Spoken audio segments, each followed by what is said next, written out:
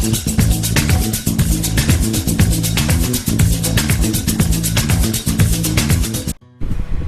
जय हिंद जय भारत। मैं मदन लाल आज़ाद, संयोजक संस्थापक all India bike board taxi union. आज दिनांक 23 जुलाई को आपके समक्ष प्रस्तुत हूँ। बाइक बोर्ड टैक्सी प्रकरण में एक खास समाचार आप सब तक पहुँचाने के लिए ध्यान से सुनेंगे, पूरा वीडियो सुनेंगे। बड़ी महत्वपूर्ण बातें आज के इस वीडियो संदेश में आप तमाम साथियों के साथ मैं करने जा रहा हूँ, इस सूचना के साथ साथ। तो दोस्तों, उत्तर प्रदेश की आर्थिक अपराध शाखा मेरठ रेंज ने बाइक बोर्ड टैक्सी ठगी प्रकरण में लगभग जो 90 मुकदमे दादरी थाने में दर्ज हुए थे गौतम बुद्ध नगर में, उन तमाम मुकदमों में एक नई धारा और ऐड कर दी है, जिसको कंपनी एक्ट 2013 की धारा कहा जाता है, 75A और 74। इस धारा के तहत ये प्रोविजन है कि यदि कोई कंपनी या उसके पदाधिकारीगण किसी निवेशक के हितों के साथ खिलवाड़ करते हैं, उनके साथ ठगी करते हैं, उनसे किए गए वायदे के अनुसार उनको लाभांश नहीं देते, ब्याज नहीं देते या उनकी निवेश राशि को वापस नहीं करते, तो ऐसे कंपनी मैनेजमेंट के खिलाफ कंपनी एक्ट 2013 की धारा 74 और 75A के तहत अभियोग पंजीकृत होगा, कार्रवाई होगी और इसमें अधिकतम 7 साल की सजा का प्रोविजन है और बड़ा भारी जुर्माना भी होता है इसमें। वैसे 25 लाख से लेकर के 10 करोड़ तक का जुर्माना इसमें हो सकता है उस प्रत्येक व्यक्ति पर अलग अलग जो भी कंपनी में कोई पोस्ट होल्ड करता है उस ठगी समयावधि के दौरान। तो वैसे अच्छी बात है, ये एक्ट बहुत पहले लगा देना चाहिए था। इससे पहले भी सेबी के आदेश पर EOW 1978 का जो मनी सर्कुलेशन एक्ट है उसको भी लगा चुकी है। लेकिन दोस्तों, इन तमाम एक्ट से हमारे पीड़ित भाई बहनों को वो लाभ नहीं मिल पाएगा जो लाभ अकेले अनियमित जमा योजना पाबंदी कानून 2019 के क्रियान्वयन से मिल जाएगा। सरकार ये झांसे और प्रलोभन देकर कभी ये एक्ट लगा देना, कभी वो एक्ट लगा देना, कभी गैंगस्टर एक्ट लगा देना, कभी थोड़ी मोड़ी उनकी प्रॉपर्टी को सीज कर देना दिखावे के लिए। वो चाहती है कि समय लंबा खिंचता रहे और निवेशक जो पीड़ित हैं वो संतुष्ट होते रहें और सरकार इस तरह से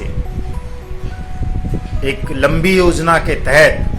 इन ठगों को बचा ले जाए और इन ठगों के ऊपर जो आका बैठे रहे सरकारों में जिन्होंने इस पूरे ठगी प्रकरण को अंजाम दिया,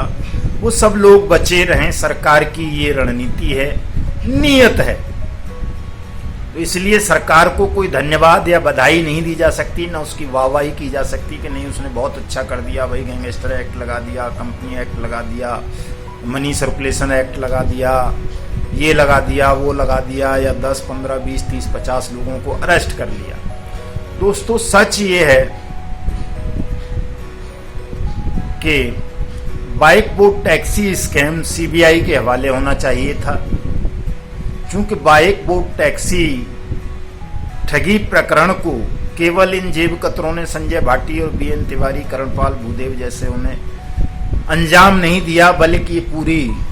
एक बेईमान सिस्टम इसमें संलिप्त रहा। सरकारी मशीनरी से जुड़े हुए बहुत सारे सीनियर ऑफिसर, पुलिस अधिकारी, सांसद, विधायक, मिनिस्टर, सेक्रेटरी लेवल के ऑफिसर, इन सब में इन्वॉल्व रहे और उनके संरक्षण में ये ठगी का धंधा चला। यही वजह रही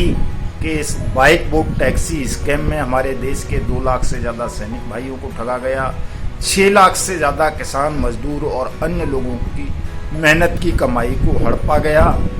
और सरकार इस मामले को लेकर के गंभीर नहीं है, इसकी संवेदनशीलता को नहीं समझ रही है, जबकि हमारे 1200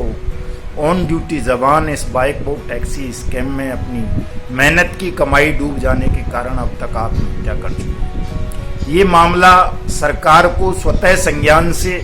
सीबीआई के हवाले कर देना चाहिए था। इस पर अनियमित जमा योजना पाबंदी कानून 2019 के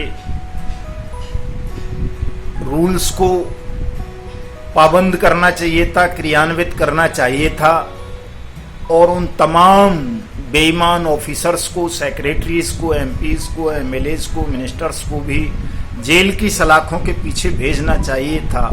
जिन लोगों का वरद हस्त पाकर ये भाटी, तिवारी और करणपाल जैसे जेब कतरे 42,000 करोड़ रुपए की ठगी करने में सफल हो सके। दोस्तों, आप देखते होंगे कहीं भी छोटा सा प्रकरण हो जाता है तो उस पर ऑन ड्यूटी ऑफिसर्स की जिम्मेदारी तय की जाती है। खासकर यूपी में जब आप देखेंगे तो अभी अलीगढ़ का मैं उदाहरण देता हूँ। अलीगढ़ में पिछले दिनों एक जहरीली शराब कांड हुआ, उसमें 100 से ज़्यादा लोगों की मृत्यु हो गई। तो वहाँ जितना भी आबकारी महकमा था, अलीगढ़ से लेकर आगरा तक, रेंज तक, पूरी तक मंडल में, उन तमाम ऑफिसर्स के खिलाफ भी एक्शन हुआ, उनके खिलाफ मुकदमे दर्ज हुए, उनको सस्पेंड किया गया, उनके खिलाफ कानूनी कार्रवाई चल रही है। तो ये जो बाइक बोट टैक्सी स्कैम हुआ, चाहे बाइक बोट टैक्सी स्कैम को ले लें, साइंस सिटी को ले लें, और दूसरों को ले लें, कैची पिक्सल को ले लें, ये अपना गोबे को ले लें, हेलो राइड को ले लें, गो बाइक को ले लें, और बहुत सारे हैं, हमारा वाहन है, हमारी सवारी है, स्ट्रीट हॉक है और वाया इंडिया है। ये सारे के सारे स्कैम उत्तर प्रदेश में ही हुए हैं और गिरोहबंद स्कैम हैं। गिरोह बना करके लोगों ने ठगी की है और स्थानीय प्रशासन से और अन्य सीनियर ऑफिसर्स की मिलीभगत से हुई है। लेकिन किसी भी ऑफिसर की जिम्मेदारी आज तक योगी सरकार ने तय नहीं की कि इस अधिकारी के संलिप्तता के कारण या गैर जिम्मेदाराना व्यवहार के कारण, रवैये के कारण इतने बड़े पैमाने पर हमारे देश के लाखों सैनिकों को और अन्य करोड़ों नागरिकों को ठग लिया गया। तो किन ऑफिसर्स की जिम्मेदारी बनती थी, किन की लापरवाही, किन की संलिप्तता के कारण ये स्कैम्स हुए, वो कौन कौन ऑफिसर थे, कौन कौन मिनिस्टर थे, कौन कौन सेक्रेटरीज थे जिन्होंने इन ठगों से मोटी रकम लेकर के इनको संरक्षण दिया और वो इन्हें लगातार बचाते रहे और आज भी बचाने का प्रयास कर रहे। चाहे वो आईजी रेंज उस वक्त के रहे हों राम कुमार, चाहे दिल्ली के स्पेशल पुलिस कमिश्नर रहे हों उस वक्त के, चाहे वो राजस्थान के ऑफिसर रहे हों, चाहे वो आगरा के रहे हों, मथुरा के रहे हों, चाहे पटना के रहे हों, चाहे वो मध्य प्रदेश के रहे हों, चाहे पंजाब के, चाहे हरियाणा के, जहाँ जहाँ भी, चूँकि जहाँ जहाँ फ्रेंचाइजी खुली बाइक बोट की, वहाँ वहाँ डीएम और एसएसपी उसके उद्घाटन पर आए। वहाँ के ट्रांसपोर्ट सेक्रेटरीज ने, एमओलोज ने पैसे खा करके इनको एनओसी दी बाइक को टैक्सी में चलाने की और एक नियमित मंथली राशि इन तमाम ऑफिसर्स को और मिनिस्टर्स को जाती रही।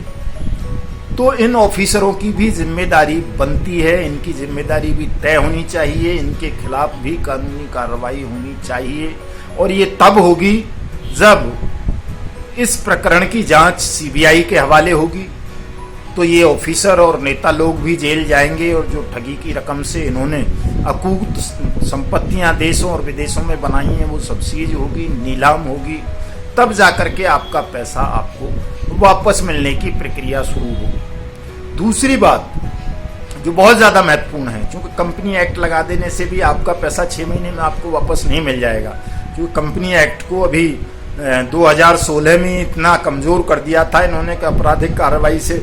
बाहर निकाल दिया था मोदी सरकार ने इस एक्ट को, कि कंपनी एक्ट को आपराधिक कृत्य नहीं माना जाएगा। और इसी वजह से लगातार 2016 से देश भर में ठगों की बाढ़ आ गई और हर कंपनी ने खुल करके प्रधानमंत्री का फोटो लगाकर, प्रधानमंत्री की स्कीमों का नाम लेकर, प्रधानमंत्री के मंत्रिमंडल सहयोगियों के फोटो लगाकर पूरे देश भर को ठग लिया। और इस तरह से अगर तमाम ठगी प्रकरणों की आप बात करोगे, PACL, Sahara scam, future maker, science city, green India, evergreen, NMM, bike boat, hello taxi, top ride और दुनिया भर के blue fox motion, Radha Madhav corporation limited, Heera gold, Adarsh, तो लगभग 20 करोड़ लोगों को देश भर में चीट किया गया इस कंपनी एक्ट 2013 को कमजोर करने के बाद से। तो दोस्तों, केवल इन एक्ट्स को लगा देने से कोई लाभ आपको नहीं मिलेगा। आपको लाभ तब मिलेगा जब आपकी मेहनत की डूबी हुई रकम आपको वापस मिल जाए, और ये रकम आपको तब वापस मिल सकती है जब मोदी सरकार अनियमित जमा योजना पाबंदी कानून 2019 के रूल्स को नोटिफाइड करे। उन रूल्स को नोटिफाइड करके स्पेशल कोर्ट बनाए, स्पीडी ट्रायल कराए, स्पेशल एजेंसी बनाए इन्वेस्टिगेशन के लिए, और जो उस कानून का प्रोविजन है कि 180 वर्किंग डेज के अंदर अंदर राज्य ठगी पीड़ितों का पैसा वापस करे। इस कानून को लागू करवाए बगैर यदि आपको तसल्ली हो जाती है, संतुष्टि हो जाती है, तो मैं समझता हूँ आप एक और धोखाधड़ी का शिकार होंगे। आपको लोगों के बहकावे में नहीं आना चाहिए। बहुत सारे ठग और उनके दलाल आपको दिन रात आपकी एकता को तोड़ने का प्रयास करते रहते हैं, आपको तरह तरह से बहकाते रहते हैं, लालच देते हैं, और बहुत सारे षड्यंत्र वो रचते रहते हैं। आपको इन तमाम चीजों में नहीं आना चाहिए। अपने निजी स्वार्थों के लिए, छोटे मोटे लालचों के लिए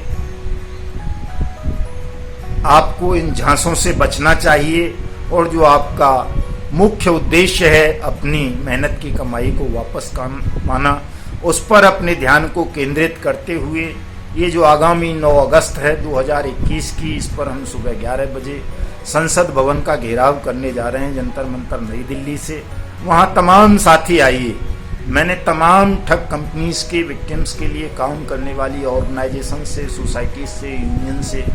दसियों बार अनुरोध किया कि वो तमाम लोग मिलकर के एक संयुक्त मोर्चा बनाएं और इस अनियमित जमा योजना पाबंदी कानून 2019 को लागू करवाने के लिए लड़ाई लड़ें, ताकि तमाम पीड़ितों को लाभ मिले, उनका पैसा वापस मिले। लेकिन अपने छोटे छोटे स्वार्थों के कारण तमाम ठगी पीड़ितों के नेता जो भिन्न भिन्न कंपनी के लोगों के लिए काम कर रहे हैं, चाहे वो फ्यूचर मेकर हो, चाहे साइंस सिटी हो, चाहे PACL हो, चाहे सहारा हो, चाहे आदर्श हो, चाहे एवरग्रीन हो, चाहे हीरा गोल्ड हो, चाहे कोई और हो, कोई भी एकजुट होने को ये नेतागण जो हैं यूनियनों के तैयार नहीं। इसके लिए तमाम ठगी पीड़ितों को ही, निवेशकों को ही एकजुट होना पड़ेगा और हमारे ठगमुक्त बेईमान रहित भारत निर्माण मिशन से जुड़ना होगा। और 9 अगस्त 2021 को सुबह 11 बजे पार्लियामेंट पर आकर एक जबरदस्त हल्ला बोल आंदोलन चलाना पड़ेगा। तमाम साथियों को सोशल मीडिया पर सक्रिय होना पड़ेगा, तब जाकर के कहीं ये सरकार जो बेईमान सिस्टम है घुटनों पर आएगा। इन तमाम स्कैम्स की जांच CBI के हवाले होगी, और जिन भी बेईमान ऑफिसर्स ने, बेईमान नेताओं ने आपकी मेहनत की कमाई में से हिस्सा लिया है, संजय भाटी, डेजी मेनन, मितेश अग्रवाल और वो मनु विग जैसे ठगों के मार्फत इनकी चल संपत्तियां सीज होंगी और आपका पैसा आपको वापस मिलेगा, और ये तमाम लोग जेलों में जाएंगे। जब तक ये तमाम ऑफिसर्स और नेता बेईमान जेलों में नहीं जाएंगे, जब तक अनियमित जमा योजना पाबंदी कानून 2019 लागू नहीं होगा, स्पेशल कोर्ट्स नहीं बनेंगी, स्पीडी ट्रायल नहीं होगा, तब तक ये छोटे मोटे एक्ट्स लगा देने से आपका कल्याण नहीं होगा, आपका पैसा नहीं मिलेगा। इसलिए मैं तमाम साथियों से, चाहे वो किसी भी ठग कंपनी की ठग स्कीम का शिकार हुए हैं, एक बार हुए हैं या 10 बार हुए हैं, उन तमाम लोगों को हमारे इस मिशन से जुड़ना चाहिए। हमारी all India bike boat taxi union की मेंबरशिप लेनी चाहिए। जो लोग यूनियन से नहीं जुड़े हैं और उन्होंने कहीं कोई कानूनी कार्रवाई भी नहीं की है, तो उनको अपनी कानूनी कार्रवाई भी करनी चाहिए। जो all India bike boat taxi union का recovery writ petition high court में चल रहा है, उसको ज्वाइन करना चाहिए तमाम लोगों को, ताकि आपकी मेहनत की कमाई आप तमाम लोगों को जल्दी से जल्दी मिल सके। दोस्तों, हमारा ट्विटर लिंक, हमारा फेसबुक ID का लिंक, हमारा यूट्यूब का लिंक इस वीडियो संदेश के डिस्क्रिप्शन में होगा। आप वहां जाकर के हमारे यूट्यूब चैनल युगांतर न्यूज़ को सब्सक्राइब करेंगे, शेयर करेंगे, कमेंट करेंगे, लाइक करेंगे, और हमारे ट्विटर हैंडल युगांतर न्यूज़ को फॉलो करेंगे, ताकि आने वाली 9 अगस्त से पहले हम अपने इस आंदोलन को, अपने इस विषय को सोशल मीडिया के माध्यम से देश और दुनिया तक पहुंचा सकें और उस दिन भारी से भारी संख्या में लोगों को जंतर मंतर संसद भवन पर लाकर अनियमित जमा योजना पाबंदी कानून 2019 को लागू करवा के आप सबकी डूबी हुई मेहनत की रकम को आपको वापस दिलवा सकें। साथियों, जय हिंद, जय भारत।